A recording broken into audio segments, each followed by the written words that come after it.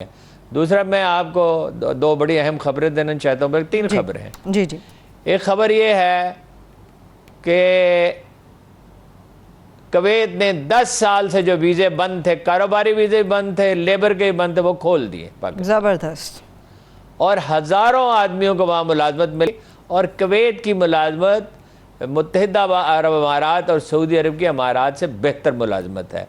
IT की field में उन्हें ज़रूरत है, अब तो स्किल्ड लेबर ही चाहिए, दूसरी लेबर भी चाहिए होगी। एक तो ये बड़ा वाक़या हुआ है। दूसरा, कुवैत ही से खबर है, अभी थोड़ी देर पहले आई है कि कुवैत की पार्लियामेंट ने एक कानून मंजूर किया है। अच्छा। कि जो शख्स इसराइल को तस्लीम करने की हमायत भी करेगा, सिर्फ हमायत हुई, उसको 3 साल कैद की सज़ा दी जाएगी। इस माहौल में जबकि लोग गिरते चले जा रहे हैं ज़वाल के इस मौसम में, वो ईरानी शायर ने कहा था कि एक सहरा है जिसमें कुछ भी नहीं उगता और जिसमें मौत और हवा के सिवा कोई चीज़ हरकत नहीं करती। ज़वाल के इस मौसम में ये बड़ी खबर है। तो उन्होंने तहैया कर लिया कि जो कुछ भी हो इसराइल को तस्लीम नहीं करेंगे, इसका नाम भी लेने की किसी को इजाज़त, और ऐसी जुर्रत का उन्होंने मुजाहरा किया जिसका किसी मुस्लिम मुल्क ने किया। यानी तुर्की ने बहुत डट के फ़लस्तीनियों की हमायत की, पाकिस्तान ने बहुत डट के हमायत की, और महातिर मोहम्मद ने ज़ाती सतह पे की, लेकिन जो काम कुवैत ने किया वो कोई ना कर सका। अच्छा, दूसरा, अफ़गानिस्तान से खबर आई है अभी कुछ देर पहले कि हिकमत यार का एक इंटरव्यू छपा है जिसमें उन्होंने कहा कि मेरी बातचीत हुई थी तालिबान से, और से फरीकी गुफ्तगू हुई थी, ज़ाहिर खामोशी से हुई थी, अशरी से और तालिबान से। और ये से फरीकी मुज़ाकरात में यानी हिकमत यार की पार्टी अपना हिज़्ब इस्लामी और अशरफ गनी की इंतज़ामिया, ज़ाहिर है उसमें अब्दुल्ला भी शामिल थे होंगे और तालिबान के दरमियान फार्मूला तय आ गया था। लेकिन हुआ क्या? हुआ ये, उन्होंने कहा कि अशरफ गनी साहब, सदर साहब अपने हामियों की सपोर्ट हासिल नहीं कर सके। अब आप जो बात करना चाहें वो ठीक है। ये आपने बड़ी इंपॉर्टेंट खबरें दे दी हारून साहब। चलिए अफगानिस्तान के बारे में जो बात करेंगे तो कुछ यहाँ से भी डिस्कस करेंगे, मगर अभी मैं जो बात करना चाह रही थी हारून साहब वो पीडीएम से मुतालिक थी। बिलावल भुट्टो जरदारी कहते हैं, एक तो चलिए मान लेते हैं पीपल्स पार्टी के मौक़िफ़ को तक़वियत मिली है कि पार्लियामेंट के अंदर ही खड़े होकर हमें अपनी इस जंग को लड़ना होगा इमरान खान साहब के खिलाफ। पार्लियामेंट तो जा रहे हैं, मगर वो कह रहे हैं कि पीडीएम का विजन ही क्लियर नहीं है, पार्लियामेंट ये लोग क्या करने जा रहे हैं। दरअसल वो ये कह रहे हैं कि भाई हमें जो आपने निकाला है और जो आप तलबी किया ये बिल्कुल गलत किया है। अब इसमें यानी अगर तो हिकमत के नुक्ता नज़र से देखा जाए तो उन्हें इन्हें कबूल ही कर लेना चाहिए, लेकिन एतराज़ तो उनका दुरुस्त है। यानी उन्होंने, पीपल्स पार्टी ने समझौता तो कर लिया ना, और समझौता किस लिए किया? अपने यानी जरदारी साहब के खिलाफ जो मुकदमात थे जिसमें उनके बचने का कोई चांस ही नहीं था, और सिर्फ जरदारी साहब पे तनहा थोड़ी थे, ख़ानदान पे सारे पे थे, और बहुत है, यानी खरबों रुपए अरबों रुपए जो हैं वो जाली अकाउंट्स में हैं। और उस पर जरदारी साहब ये फरमाते थे कि इंटरव्यू में खुद फरमाया कि मेरा क्या कसूर है, अगर मैंने किसी का अकाउंट इस्तेमाल किया तो कानूनी तौर पर मैंने क्या गलत किया, वो साबित करे, जिसके अकाउंट में थे वो साबित करे। यानी क्या वो फारसी की ज़रबुल मसला है कि बकफ चराग दारत चे दलावरस जुज़दे बकफ चराग दारत, मैं इसका तर्जुमा नहीं करना चाहता। अच्छा खैर, कि अब वो वाक़या तो यही है, लेकिन ये आप इससे अंदाज़ा लगाएं कि मैंने आपसे हमेशा कहा कि मौलाना फजलुर रहमान समेत सब लोग इस्टेब्लिशमेंट से राब्ते में, उस वक्त लोग मानते नहीं थे कि ये क्या बात कर रहा है।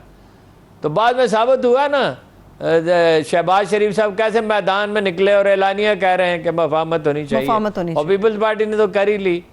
और मौलाना फजलुर रहमान के भी राब्ते हैं, जो शख्स, जो लोग हकीकत हाल से वाकिफ है उन्हें मालूम है, राब्ते हैं उनके। इस कदर लबो लहजा ढीला क्यों है? मैंने आपसे कल कहा था कि दरमियानी रास्ता उन्होंने, मौलाना साहब डिप्रेशन का शिकार हैं।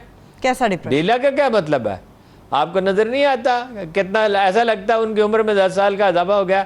जो अलायंस उन्होंने बनाया था, जो उम्मीदें उससे वाबस्ता की थी, जब सारी उम्मीदें टूट जाएं, दो चार हाथ जबकि लबे बाम रह गया, सूरत हाल तो देखे ना। वो एक कहाँ ये कि वो इलेक्शन ही हार गए थे, कहाँ वो नेशनल लीडर बन के उभरे, मरकजी स्टेज पे आ गए, शायद सुर्खियाँ उनकी लगने लगी और मतलब तमाम पार्टियाँ उनकी तरफ रुजू कर दी थी। और कहाँ ये सूरत हाल है कि पीडीएम बिखर रही है। आप फरमा रही हैं कि वो मैदान में निकला, मैदान में वो कौन से निकला है? यानी इक्तिसादी हालत बेहतर होने लगी है, ये ठीक है। जो करने के काम थे वो खान साहब नहीं कर सके, ना पुलिस में इस्लाहात की, ना अदालती इस्लाहात की। अब महंगाई के बारे में खुद कहते हैं कि मेरी नींद इससे ख़राब होती है। ये नहीं कहा उन्होंने मैं सो नहीं सकता, उन्होंने कहा अगर मेरी नींद ख़राब होती है तो इससे होती है। ये तो कर नहीं सके जो जो करने के काम थे। लेकिन वाक़या ये है कि वो जमूद तो टूट गया, यानी तजारती खसारा ख़त्म हो गया, कम नहीं हुआ, ख़त्म हो गया। लोन इस साल सबसे कम लिए हैं और अगले साल तवक्को ये है कि शहर तरक्की 4.5% पे चली जाएगी। और अपोजिशन अगर इसी तरह डिवाइडेड रही तो अब तो वो सपना देखते हैं कि अगले इलेक्शन भी मैं जीतूंगा। और जो उनकी कोशिश ये थी अपना शहबाज शरीफ साहब के मामला ही हो जाए और उसके नतीजे में मेरी हुकूमत बन जाए, मैं वज़ीर, वो तो ये ख्वाब देख रहे थे ना, मैं वज़ीर आज़म बन जाऊँ, बेटा मेरा वज़ीर आला बन जाए। अब चाबी तो पड़ी हुई है बड़े भाई की जेब में, अब वो चाबी निकाले, ताला खोले तो तब है ना। सही। तो जाहिर है ये सब लोग जो हैं ये परेशानी का शिकार हैं। उसमें सबसे बड़ा लतीफ़ा जो है उस पर तो आपने गौर ही नहीं फरमाया। यानी उन्होंने कह दिया IMF का बनाया हुआ बजट है, शहबाज शरीफ साहब ने जी, उन्होंने भी कह दिया, बिलावल साहब ने भी, अवाम दुश्मन बजट है।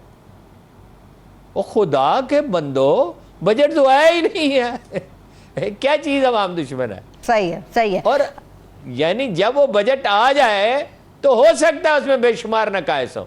यानी इमरान खान की टीम से आप कितनी एक तवक्को रखते? लेकिन हारून साहब, वज़ीर ख़जाना अब एक होशमंद आदमी है और एडवाइज़र भी कुछ अच्छे हैं, लेकिन ये वही हुकूमत है ना जिसने 3-4 वज़ीर ख़जाना बदल दिए, अभी फाइनेंस सेक्रेटरी बदल दिया जी। तो ये हो सकता है उसमें बहुत से, वो तो बजट आएगा तो देखेंगे। पहले से आपको कैसे इत्तला हो गई कि ये अवाम दुश्मन है IMF का? IMF पीपल्स पार्टी की और नून लीग की कौन सी हुकूमत आई है जिसने IMF के साथ एग्रीमेंट नहीं किया? वैसे ये भी बात है कि ऑपोजिशन का काम है हुकूमत के ऊपर तनकीद करना, जो IMF से बात की थी। हाँ, मुझे ब्रेक की तरफ जाना है हारून साहब, ब्रेक ले लेने दीजिए। जायजा तो लेना पड़ता है ना, बाज़ औक़ात उनकी बाज़ औक़ात उनकी तनकीद सही होती है, तनकीद का जायजा लेना पड़ता है। दूसरा ये किया था 50% बिजली महंगी कर दी थी। और आपको मालूम है कि पीपल्स पार्टी के दौर में अफरात ज़र की यानी महंगाई की शरह जो है वो ज़्यादा थी इससे। और पीपल्स पार्टी के किसी दौर में, भुट्टो के ज़माने में, कायद अवाम फ़ख्र एशिया जुल्फ़िकार भुट्टो के ज़माने में, बेनज़ीर के ज़माने में, ज़रदारी साहब 2% से ज़्यादा शरह तरक्की नहीं रही कभी।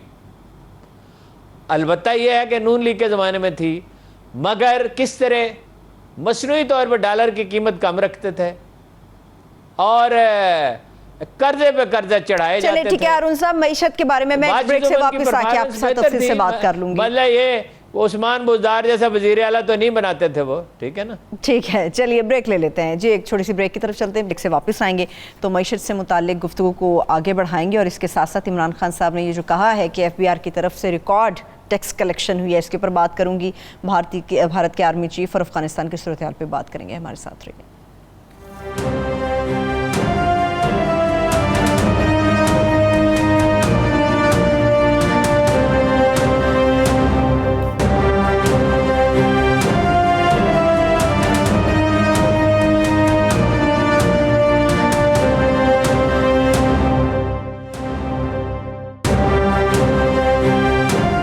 Welcome back. मैशत के ऊपर हारून साहब आप बात कर रहे थे, इमरान खान साहब ने तो ये भी कहा है कि FBR की तरफ से रिकॉर्ड टैक्स कलेक्शन की गई है, बढ़ते हुए कर्जों का बोझ कम हो जाएगा।